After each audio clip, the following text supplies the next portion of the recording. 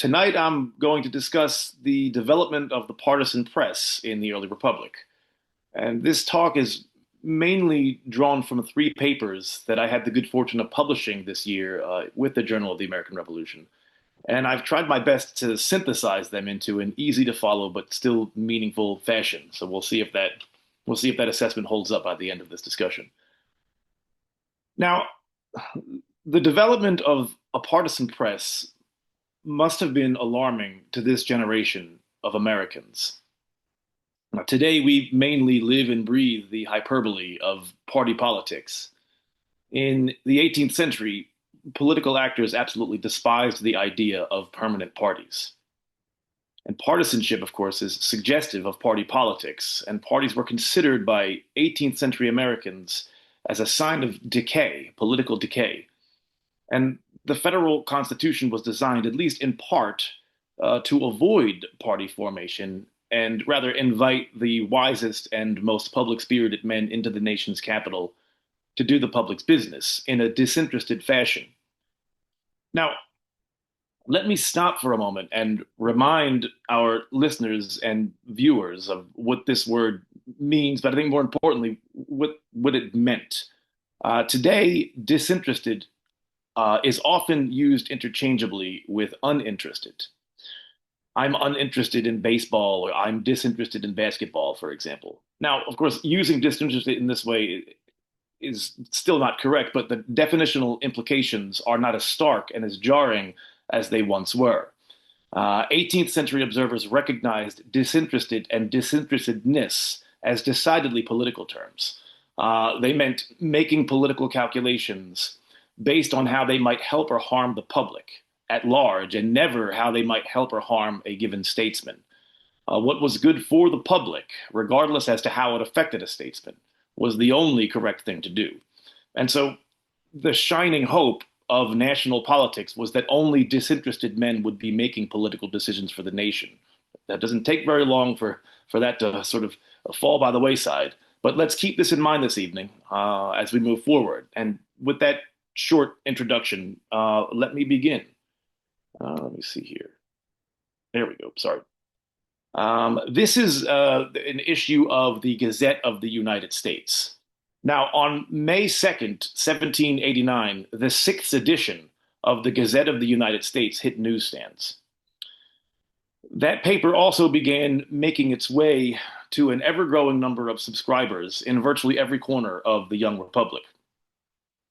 What it reported memorialized one of the more incredible and unforeseen moments set in motion by the American Revolution.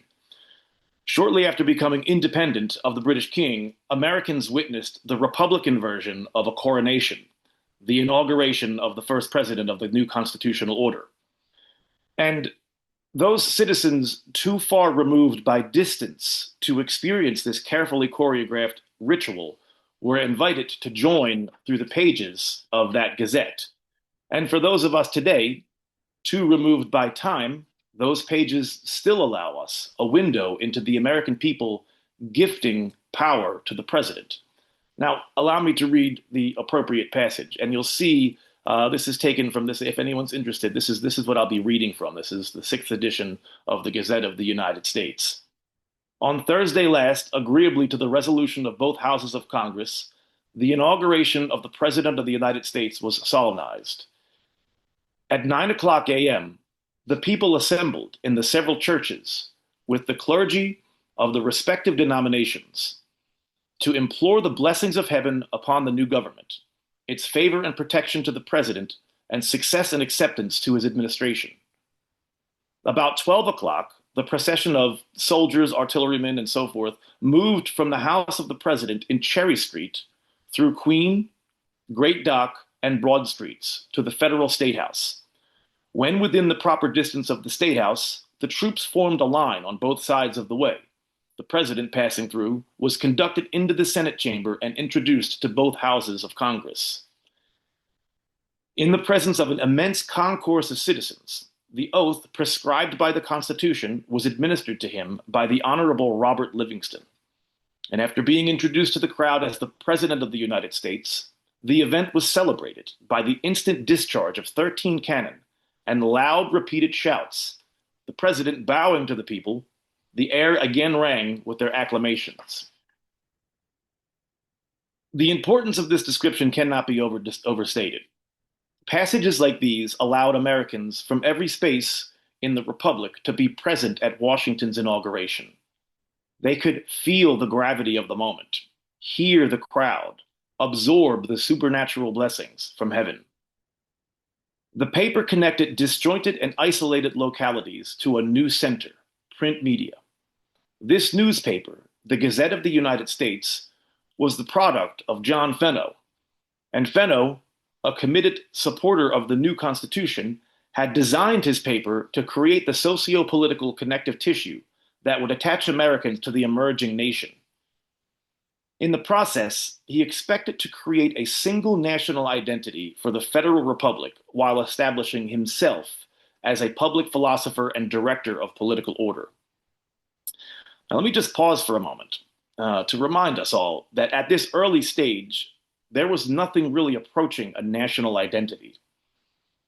What made the American experience unique and forward-looking was the various states' willingness to join together in union to seize independence, not because they were defending an identity or particular political tradition, but because they were defending Americans' rights to maintain their own local identities and political traditions. Now, that pulled American Whigs through the Revolution. But by the 1780s, many observers believed that in order for the new republic to survive, Americans required a degree of nationalism. To aid in this desire, John Fenno's publication pushed, as far as I can tell, three major objectives. It promoted the wisdom and benefits of the federal Constitution.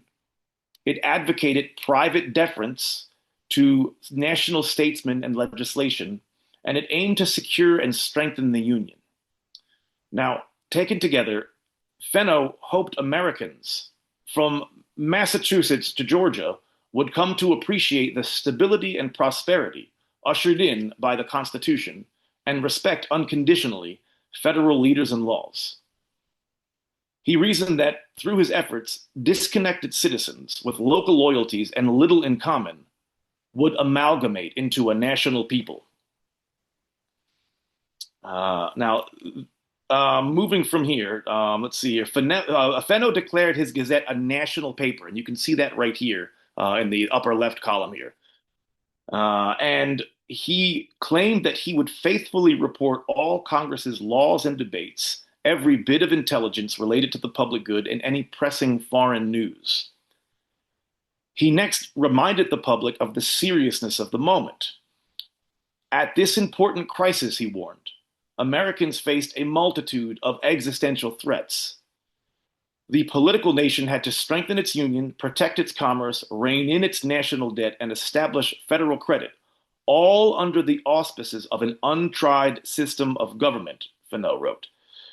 These combined challenges, he cautioned, required the energies of the patriots and sages of our country, hence the propriety in increasing mediums of knowledge and information available to the American public.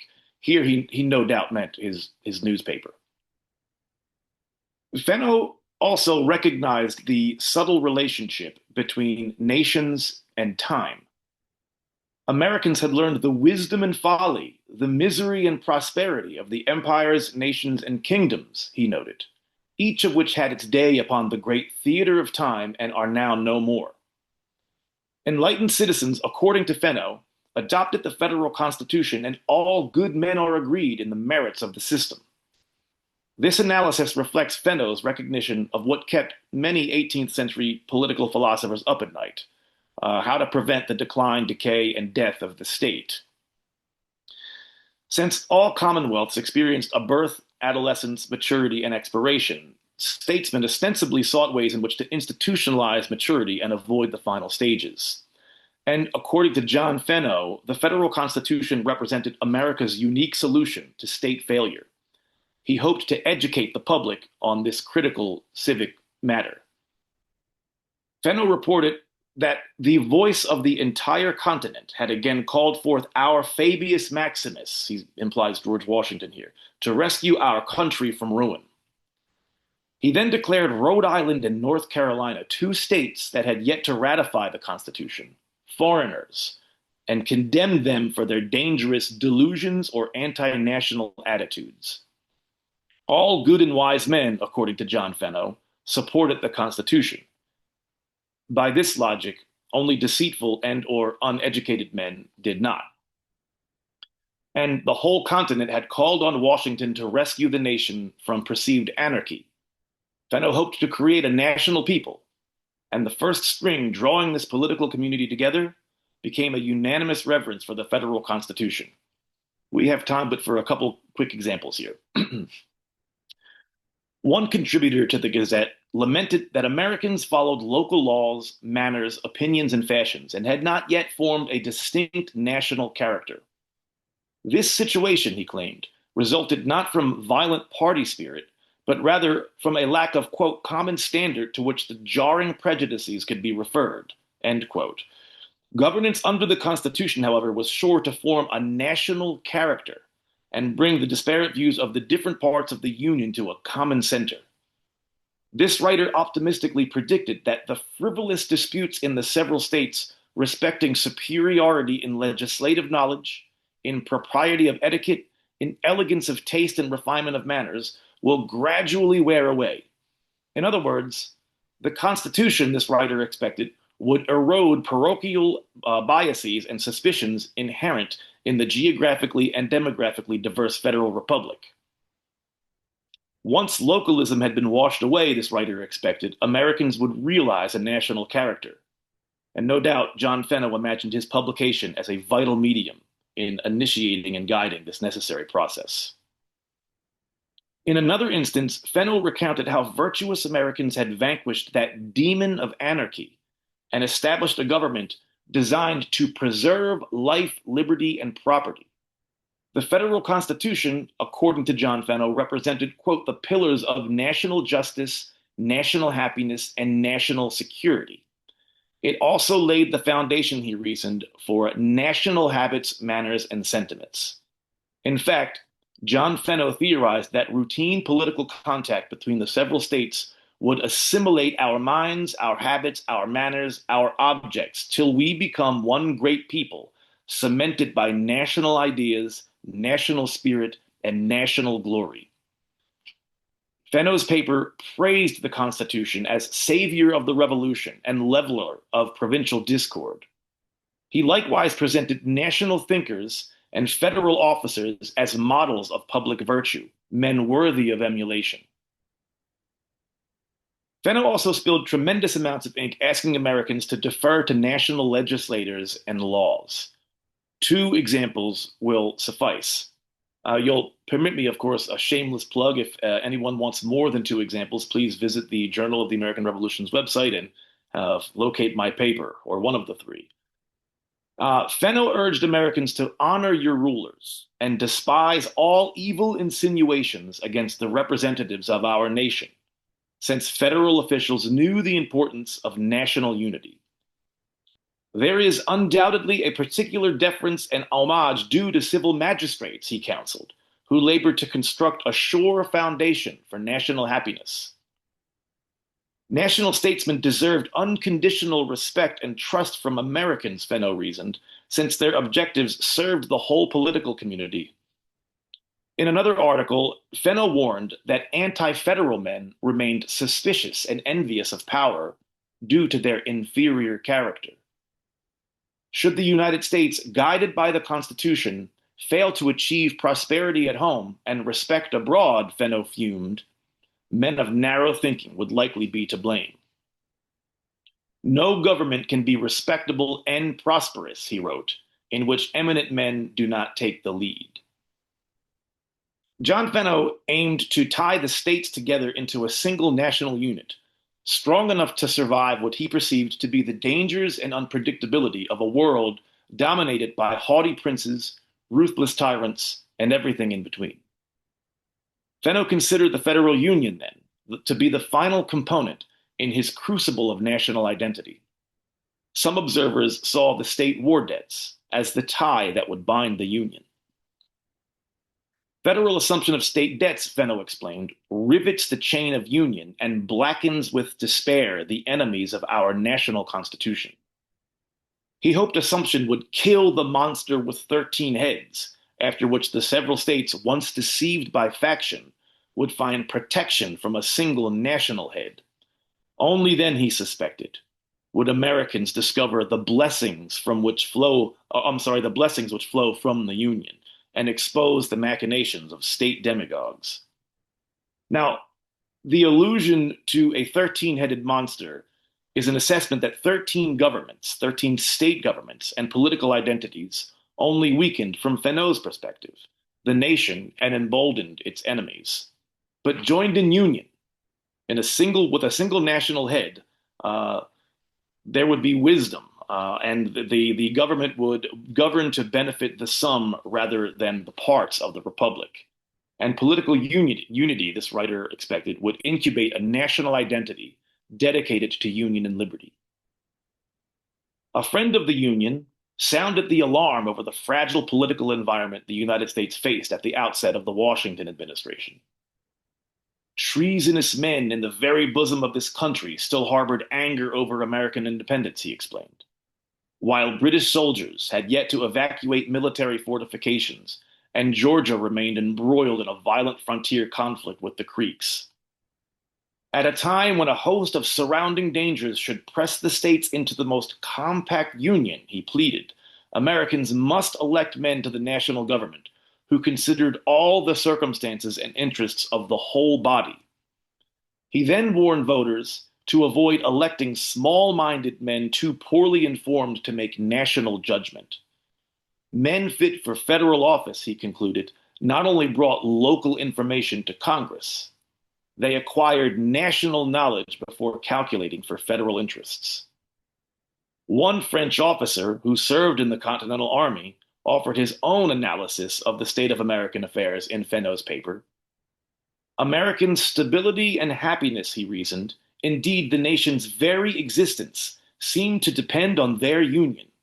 Without it, this officer warned, the young nation would fail. Therefore, it is absolutely necessary for Americans to maintain their union. John Fenno expected his paper to keep the political community informed with the knowledge necessary for a people to remain both free and protective of the American Revolution's egalitarian rewards. Little did Fenno and his supporters realize, however, that statesmen of a different political persuasion were engaged in some machinations emanating from the highest offices of the first presidential cabinet to challenge what they considered the dangerous doctrines of despotic monarchy propagandized in John Fenno's Gazette of the United States. During the second year of the Washington administration, Secretary of State Thomas Jefferson had become increasingly alarmed by what he described as the internal enemies of the government, designing men who aimed to revert the republic back into a monarchy. And from Jefferson's perspective, not only were the policies of the Washington administration favorable to Northern elites, they conspicuously aimed to consolidate government authority at a central point, similar to the old monarchical system. Washington's initiatives found dedicated support in the pages of Fenno's newspaper, along with frequent recommendations that citizens defer to national leaders and legislation. Jefferson came to see Fenno's paper as propaganda, even condemning that gazette as, quote, a paper of pure Toryism. Coordinating with James Madison, Jefferson recruited the New Jersey poet Philip Freneau to edit a rival newspaper at Philadelphia based on what they considered solid Republican principles. This picture here is not from life. It was sketched after the death of Philip Freneau by descriptions from his family. Now, just to very briefly, the first editor's name was John Fenno, and the second editor that we'll be confronting is Philip Freneau. So the names are similar but not identical. Freneau agreed to Jefferson's advances and came to Philadelphia to publish the National Gazette. And this Gazette, as far as I can tell, pushed three major objectives. It challenged the wisdom of national figures and laws, accentuated the importance of local actors and community efforts, and advocated vigilance among Americans to prevent the Republic from slipping back into monarchy. Nearly the inverse of Fenno's paper, really. Freneau's work did not push a national identity so much as defend the individualism Republicans believed carried Americans through the Revolution. What made the United States unique, some felt, lie in its celebration of localism and parochial character. Limited self-government, according to this ideology, thrived at the state, county, and town levels. Washington's attempt to centralize political authority at the federal level and construct an artificial national character, some felt, only served to drag the nation back to the past, back to Britain and monarchy. Democratic Republicans hoped local individuality would keep the nation vibrant and youthful, marching it toward the future, toward America and republicanism. This is the masthead of Philip Freneau's paper, The National Gazette. From the first edition, Freneau began chipping away at the veneer of majesty Fenno had tried to create for national statesmen. Alexander Hamilton became a singular target in this paper. That statesman, guided by corrupted Machiavellian principles, one writer warned, had devised a system to make American farmers dependent on scheming speculators and financiers. If Americans wish to preserve their liberties, he warned, they should avoid European systems of finance and, above all, never fund their public debt. Pseudonymous contributor Farmer agreed, condemning Hamilton's fiscal policies as wretched and oppressive. The yeomanry of America should be attentive to their critical situation, he cautioned. True statesmen, he lectured, do not aim to promote the grandeur of monarchy or the power and influence of an aristocracy, but what will contribute to the happiness of the people. Brutus claimed that Washington's bad administration was undermining the Republican principles of the American Revolution and encouraging the undeserving speculator. He described Hamilton's financial plans as pregnant with evil and designed to aggrandize the few and wealthy by oppressing the great body of the people. Each of these commentators accused the Washington administration of enriching moneyed elites while eroding Republican liberty. Freneau also provided coverage of local assemblies governing responsibly. For example, he reported that the Pennsylvania legislature was considering constructing a canal to connect the Delaware to the Schuylkill rivers, while the Virginia legislature organized a lottery to fund a mission to the Gulf of Mexico. This effort, Freneau wrote, is carried on by the patronage of the state government, where it is frequently inspected by its officers to prevent any errors or misinformation to the public. Both of these efforts revealed to readers that state governments aimed to benefit local communities. Another writer explained that the Washington administration's use of the General Welfare Clause to charter the Bank of the United States ought to terrify every American. Does not this doctrine knock down every boundary between the general and state governments and give infinite supremacy to the general government, this writer feverishly considered? By this logic, he theorized, a president could employ the General Welfare Clause for any whim or desire and consolidate all authority at the national level. Americans ought to fear federal power and guard against national encroachments on local authority, he warned. Philip Freneau's paper reported federal developments as a matter of course, but without the praise found in Fenno's paper. And when Freneau placed state and local developments alongside national news, he elevated the former to the importance of the latter. By normalizing skepticism of national men and initiatives, and empowering local actors and directives, he urged his audience to remain vigilant of what many considered power's relentless assault upon liberty. This form of coverage may very well have conditioned some Americans to see a dangerous conspiracy afoot, a designing cabal of elite Federalists intent on burning the federal Constitution and establishing a monarchy on its ashes. And Freneau provided plenty of space for conspiratorial thinking in his mission to awaken political vigilance in his readers.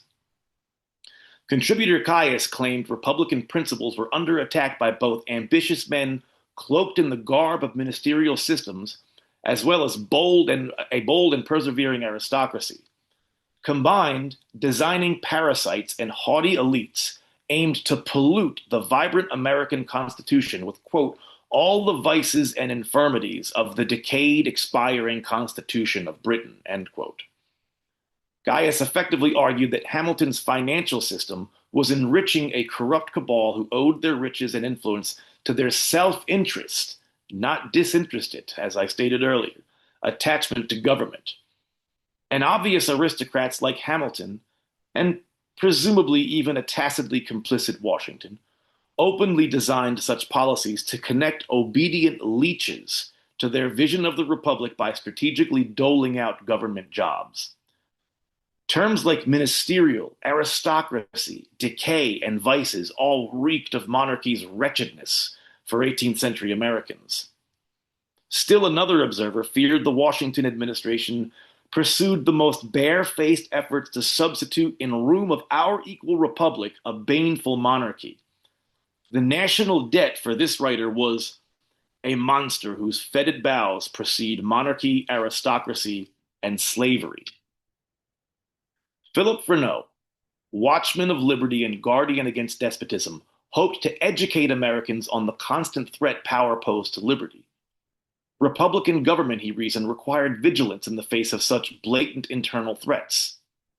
His paper's constant skepticism toward the national government and conspiratorial diatribes against monarchy agitated Federalists who grew alarmed by his apocalyptic view of American politics. And this is one of my favorite stories here. Freneau's Gazette so unnerved President Washington that the president, at least according to Thomas Jefferson, quote, got into one of those passions when he cannot command himself at a cabinet meeting. The president, tired of the opposition press accusing him, quote, with wanting to be a king, raged that rascal Freneau sent him 3 papers a day as if he thought Washington would become the distributor of his papers, end quote. Freneau's paper not only enraged his opposition, it ignited the untamed temper of the American Fabius. Philip Freneau's constant calls for vigilance and warning of creeping monarchy may seem, in hindsight, a bit hyperbolic. But statesmen of the 1790s did not have the benefit of hindsight. Modern Americans appreciate the Republic has enjoyed more than 2 centuries of relatively stable constitutional government, surviving a civil war, threats of global fascism, the 1960s civil unrest and Vietnam protests. Nor did 18th century Americans possess the conceptual tools to rationalize that a faction could somehow remain loyal to the Constitution while critical of a sitting administration. In 1958, historian Marshall Smelser, on the left, described the 1790s as an age of passion, a moment when even the brightest minds of the Republic felt more than they thought about politics. Emotion, rather than reason, Smelser argued, informed most political actors' reactions. Conspiracy thinking ran through both parties, and each side reflexively assumed the worst of their opponents. And just a side note, if anyone is unaware of Marshall Smelser's outstanding article, Age of Passion, it really is still worth reading. It holds up really well. Scholar Richard Hofstadter, here on the right, also famously recounted this alarming trend as a fundamental characteristic of America's paranoid politics. Most recently, James Roger Sharp framed the 1790s as a series of crises that nearly destroyed the nation, complicating the popular mythology that enlightened men of reason dispassionately governed the early republic. This is also an outstanding book that holds up well. Alexander Hamilton, himself prone to fits of paranoia, provided perhaps the most level-headed assessment of the politics of apocalypticism that colored the decade.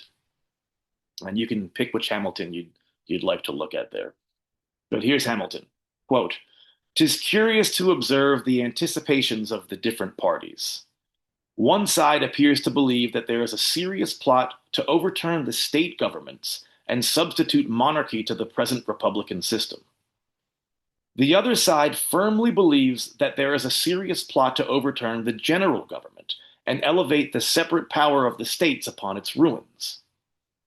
Both sides may be equally wrong, and their mutual jealousies may be, materially, causes of the appearances which mutually disturb them and sharpen them against each other." John Fenno and Philip Freneau gave a voice and an ideological framework to partisans of competing political persuasions, arming Americans with the talking points with which to combat their rivals. However, it's important to keep in mind that John Fenno's paper, the Gazette of the United States, though favorably biased toward the Washington administration, didn't start out as a party paper. The nation did not yet have national parties, and that editor only wished to support the new constitutional order. His support of the perceived monarchical policies designed by Hamilton and embraced by Washington agitated a dissenting spirit that had never quite calmed since the ratification of the federal Constitution. Freneau's paper, the National Gazette, represents the first national publication specifically designed as an opposition press. Remarkably, that paper drew support not only from like-minded Americans, but from one of Washington's own cabinet members, Jefferson. And within Freneau's pages, he fiercely advanced his objectives, normalizing public suspicion of national actors in legislation, promoting local men in their actions, and most notably warning Americans to remain vigilant against so-called monarchical designs bent on destroying the republic. In many respects, this institutionalized fourth wall opposition still makes up part of our national fabric, represented in the conservative liberal biases reflected in publications like the Wall Street Journal and New York Times, the National Review and the Nation, and even on cable news networks. The times may have changed, but the rowdy and at times conspiratorial nature of American political dissent continues. Thank you.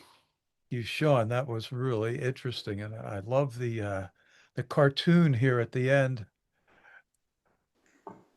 Yeah, Shawn, I have a question about Freneau and Fenno and what their influence was like 10 years after the time you're talking about.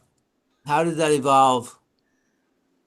Well, that's actually a good question. So John Fenno continues to publish his paper until the second yellow fever outbreak. And Philip Freneau actually stops publishing his paper in, I think, 1793. And he does it, I believe, under the auspices of the first yellow fever epidemic. But really, he was beginning to hemorrhage political support for a few different reasons. But he promised to open up another or start another newspaper, and he even writes James Madison later in the 19th century that he wants to start another newspaper, to support the good, what he called the good old Republican cause.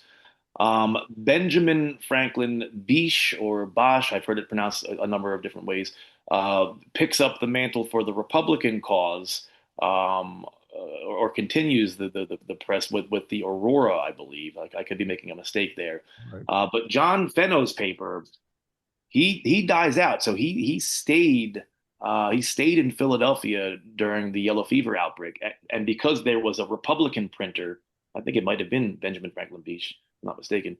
At any rate, one of his rivals stays in the city, and they both end up dying of yellow fever.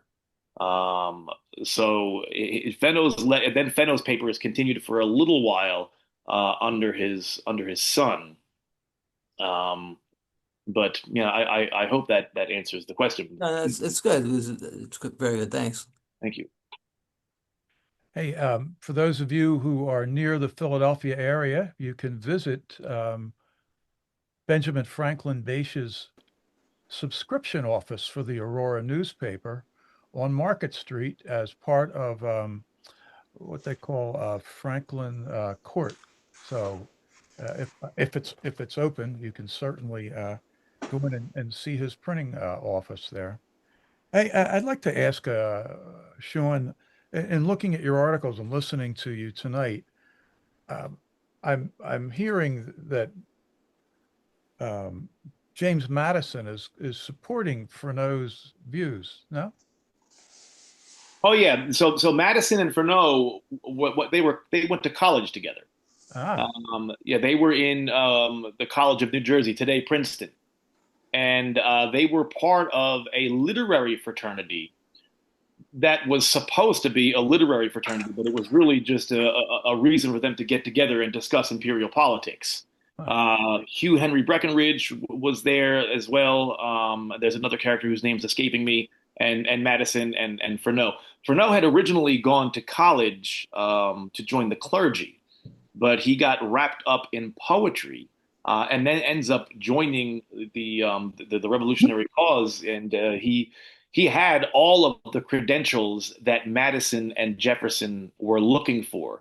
He was a critic of the British. He was a critic of the Washington administration. He had fought during the American Revolution in a New Jersey militia outfit. He was actually captured when he spent some time at sea and was a prisoner of war. And I think his most famous work is the prison ship. So Freneau had all of the credentials, and it also didn't hurt that both Madison and Jefferson, no intellectual lightweights themselves, No. recognized Freneau's perceived brilliance. But Madison was, deeply involved with the Federalist Project. He was, So what yeah. happened? So I mean, that's a great historiographical question. I think that one of the ways that would be useful in answering that question is to sort of take a broader look. Earlier in my talk, I drew out that there was a real hope among this founding generation that only disinterested statesmen would make it to the national capital and be making decisions for the public at large.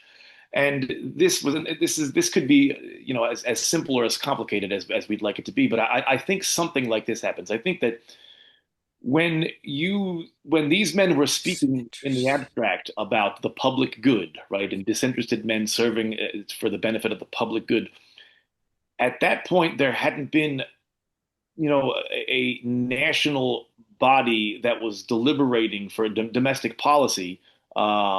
And so the public good sounds great in the abstract, but when the first administration sort of put the sinew and tissue on the federal government, it turns out that there's more than one public good, right? So what's good for New England might not be good for South Carolina. What's good for South Carolina might not be good for New Jersey. And so I don't think that there are any bad faith actors in this early moment. I just think that this is a moment where they're beginning to recognize that they're not recognizing it yet. That's probably not going to happen until Martin Van Buren.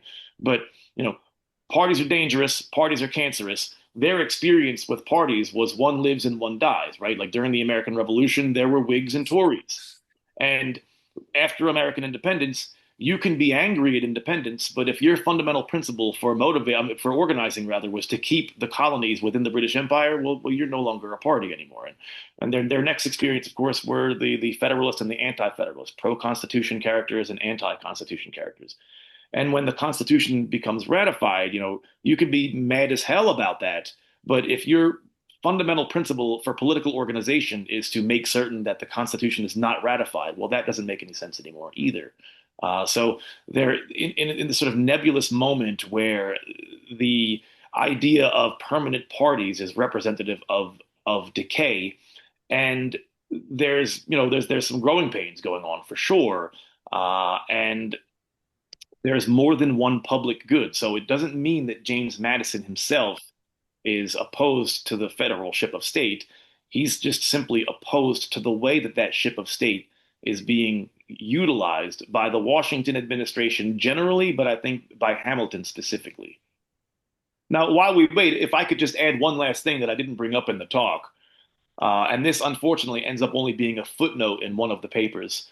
But one of, I think, the more interesting elements that happens between these two newspapers is that they're sort of shaping the national discourse from one end of the republic to the next. What they're printing has real national implications on how Americans conduct themselves in their political lives. but but their printing shops are a couple blocks away from each other, right? They're both effectively on they're both on Broad Street and Sixth and Broad Street and Second, I think, is something. So they're this national battle is being waged, but they're really like sort of right next to each other in Philadelphia. Yeah. Any evidence that either of these publishers were mimicked in German language newspapers? Oh, I wouldn't know the answer to that. That's a great question. There's a nice comparative analysis paper waiting to be written right there. That's a very good question. I have a question. So let's talk about the Gazette of the United States. Sure. Is there a source that reproduces all of the editions of that particular publication? You said he went up to 1793 during the yellow fever. Is there a compendium that has all these papers within it? At the I want to say that it's the Library Company of Philadelphia is where I did much of the research. But I also have the good fortune of having them on PDF, so they are available. They are out there. There's physical copies. They're digital copies. They are with us still. And the Gazette of the United States, the first Gazette, goes a little longer than the National Gazette. The National Gazette, the Jeffersonian Gazette, has about a 2.5 year run, and Fenno's like pro-Washington administration Gazette goes through 1798, I want to say.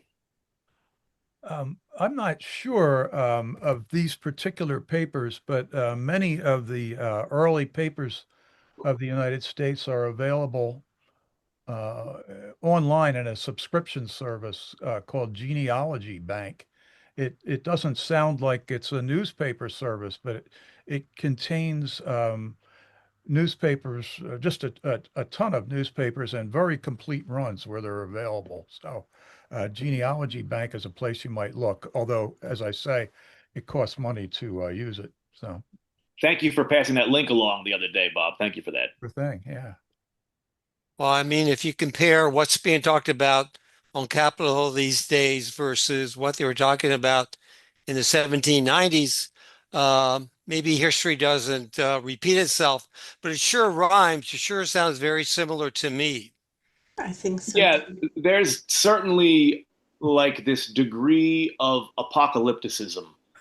Like there's absolutely no doubt that Jefferson and Madison and some of these other sort of anti-Washingtonian characters, they believed to their core that there was some conspiracy afoot to destroy the republic and consolidate authority at the federal level and install Washington as king and maybe have Hamilton waiting in the wings. So there's definitely this sort of over the top outrageous like take on politics and on the other side of that, yeah, we have like Hamilton and Washington.